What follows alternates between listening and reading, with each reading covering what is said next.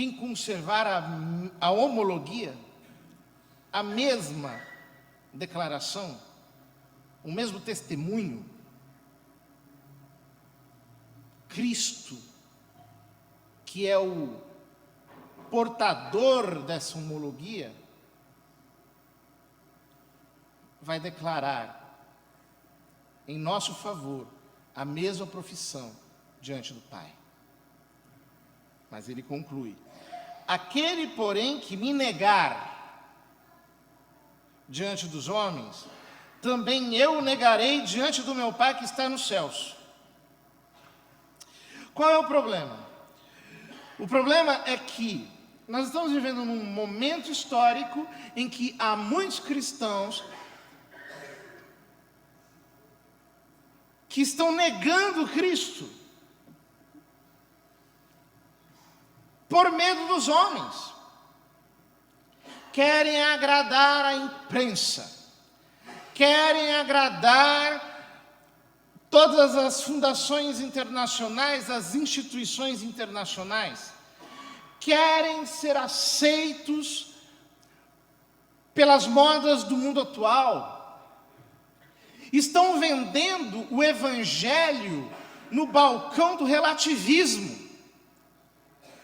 estão aguando a palavra com toda essa falsa ética humana e transformando o Evangelho de Jesus Cristo numa subseção daquelas verdades que são agradáveis ao ouvido dos homens prevaricadores da nossa geração. São os pregadores de amenidades. São aqueles que chegam aqui no púlpito falando palavras delicadas, amorosas, de motivação humana, de conforto e aceitação do pecado, que dizem aquilo que agrada aos ouvidos de todos. E aí se tem um pecador completamente obstinado de um lado e um cristão que luta para praticar a santidade do outro, ambos permanecem intocados, porque não é uma palavra verdadeira que mexe, que verdadeiramente tira o homem da sua zona de conforto. É um falso evangelho, é o evangelho da mentira, é o evangelho que se prostra diante de Baal, enquanto não tem consideração por Cristo. É o evangelho de quem tem temor dos homens e não tem temor de Deus. E que por isso se desfaz do mundanismo, silenciando todas as exigências da fé. Tudo aquilo que a fé exige dos crentes dos nossos dias. Ora, queridos irmãos, esse tipo de pregação, por mais açucarada que seja, por mais feita de bom mocismo que seja, não converte ninguém, não traz ninguém para Cristo, não transforma a vida de ninguém, deixa os homens exatamente como eles estão e apenas faz com que a igreja se desvirtue e se transforme numa instituição mundana, exatamente como qualquer outra instituição da terra que não tem relevância alguma. Não foi para isso que Cristo nos enviou.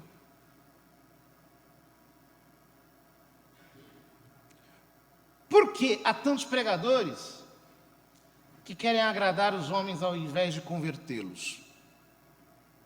Por um motivo simples. Para ser pregador do evangelho, o homem não pode ser covarde. Não temais, diz Jesus. O homem não pode ser covarde. Não pode ser um fracote sem fibra moral que, entregando-se a uma pregação de perfumaria digna de dondocas que só estão pensando na sua própria estética, se acovardam e recuam, porque pensam, não, poxa vida, isso vai dar polêmica, não, aquilo não pode ser dito, nós temos que modular as palavras, porque se nós não modularmos tudo, as pessoas podem vir atrás de nós, pode acontecer Olha, se for para pregar assim, me desculpe, eu vou para casa. Verbum Dei non est ligatum, a palavra de Deus não está aprisionada. Se não for para pregar como os apóstolos pregavam, para dizer o que tem que ser dito, desculpa, eu vou fazer outra coisa da minha vida. Pregadores que não têm fibra moral, que não têm coragem, que são covardes, deveriam se aposentar. É melhor ler a Bíblia e ficar em silêncio do que escutar um monte de pessoas falando o óbvio, o ululante, o politicamente correto, aquilo que poderia ser dito por qualquer pessoa do mundo aí, que está por fora de tudo, que nunca estudou catecismo, que não sabe nada da palavra, num programa de televisão no domingo à tarde. Deveriam se aposentar. Porque o Evangelho exige de nós coragem. Pessoas que têm medo de ser xingadas, medo de serem torturadas, de serem presas, de serem... Não entenderam nada, e não entenderão nada, porque não estão pregando para a conversão. O que estão pregando é apenas para agradar as pessoas. E aí, as pessoas não desenvolvem fé, não desenvolvem virtude, e na primeira provação elas abandonam tudo. Não querem saber de nada, não tem fibra, não tem... porque não absorveram o Evangelho de Jesus Cristo. Agora, por que nós temos covardia? Por que muitos pregadores são covardes? Por que nós nos acovardamos? Por um motivo muito simples. Porque somos vaidosos. Queremos aplausos.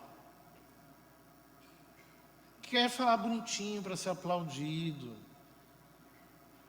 Quer falar dentro do consenso para adquirir um lugar de prestígio, para adquirir uma posição. Então, sempre fala dentro daquela média.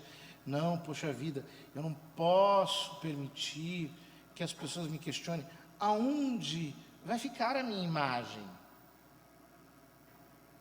Eu tenho que comover as pessoas para se sentirem bem, porque assim elas vão gostar de mim, vaidosos. Não estão anunciando Cristo, estão apenas projetando-se a si mesmos. E como tem gente que gosta disso? Por quê?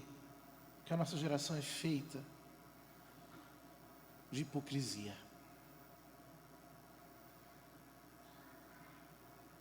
Então, se você tem alguém que diz o que você quer ouvir, e ainda diz com palavras poéticas, talvez cantando músicas populares brasileiras, bonitas, dessas muito cheias de romantismo, mel, muito feitas de carinho para o seu ego.